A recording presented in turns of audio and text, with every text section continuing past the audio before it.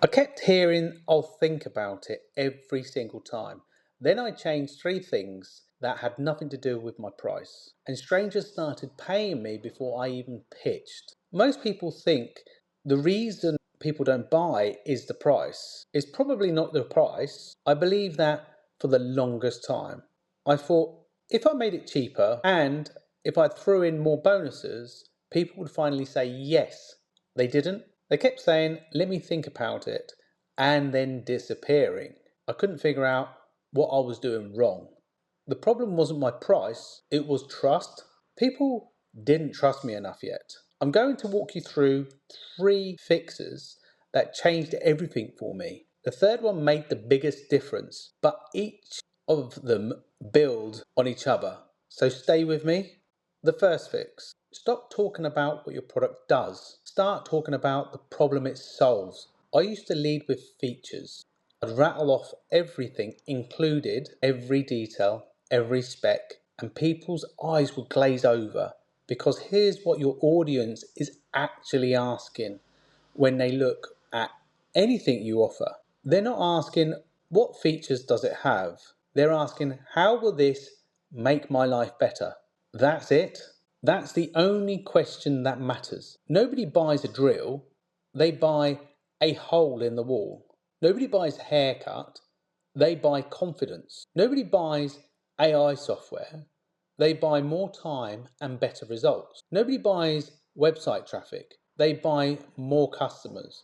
And nobody buys affiliate marketing, they buy the possibility of extra income and more freedom. People buy outcomes, not products, not features.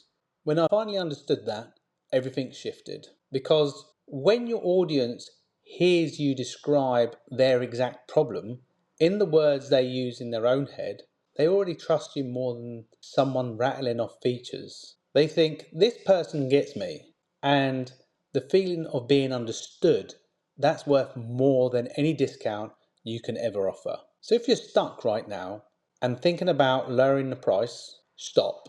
Look at your message first. Are you talking about what your thing does or the problem it solves? That shift alone changed how people respond to you.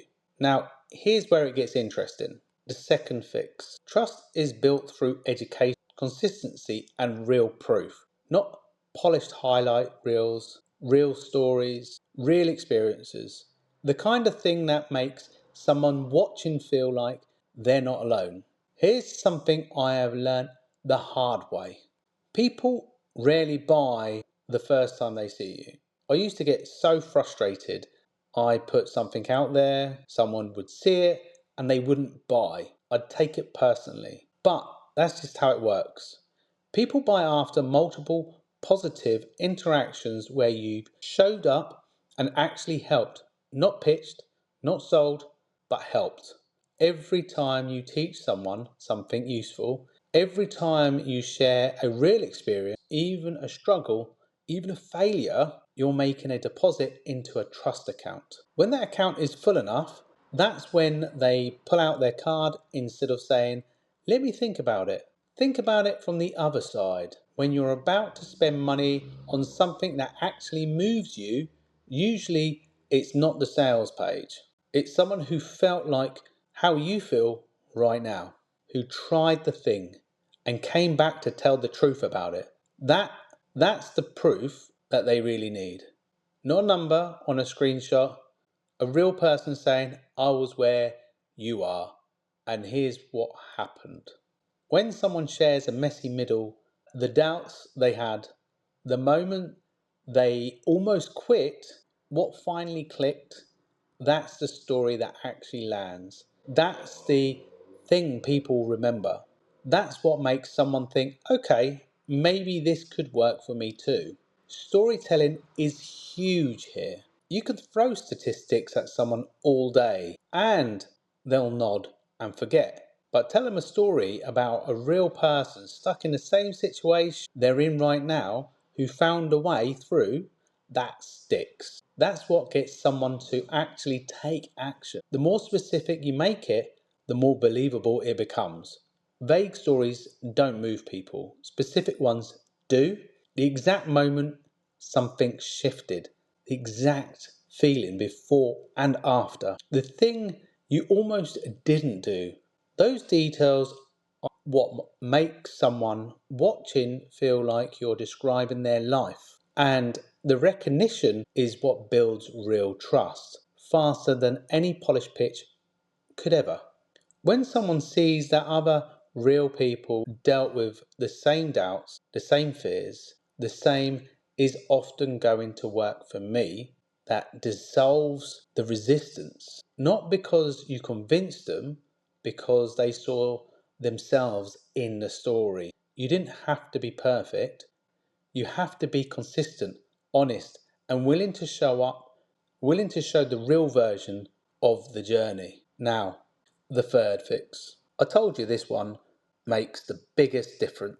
A clear message beats a complicated pitch every single time. I used to overcomplicate things. I tried to sound smart. I tried to cover every angle, every objection, every possible scenario in one message. You know what happened? People got confused. And confused people don't buy, they leave. The more clearly you understand your audience's problem, the easier it is selling becomes. I don't even like calling it selling at the point, because when your message sounds like conversation already happening in their head, they don't feel sold to, they feel understood. And when someone feels understood, the resistance just melts away. So I stripped everything back, got crystal clear on who I was talking to, what they were struggling with, and how what I had could help them get from where they are to where they want to be. Simple words, real feelings, no jargon.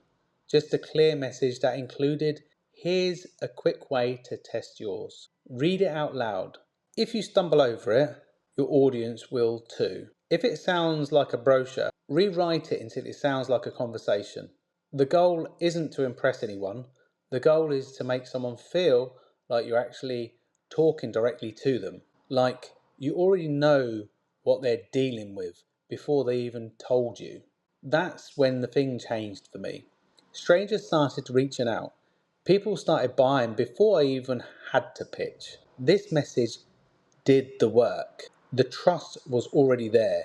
If you're sitting at a 9 to 5 right now, feeling stuck, knowing there's something more out there, I'd get it. I've been there.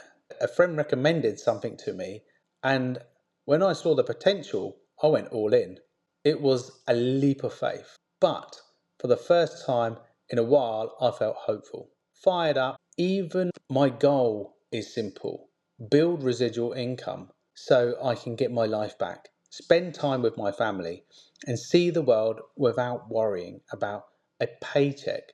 By the way, if you want a real way to build a residual income without chasing people or closing sales yourself, go check out the turnkey residual income system at bigresidual.com. 80 cents of every dollar comes back to you, and a done for you system handles the selling so you don't have to.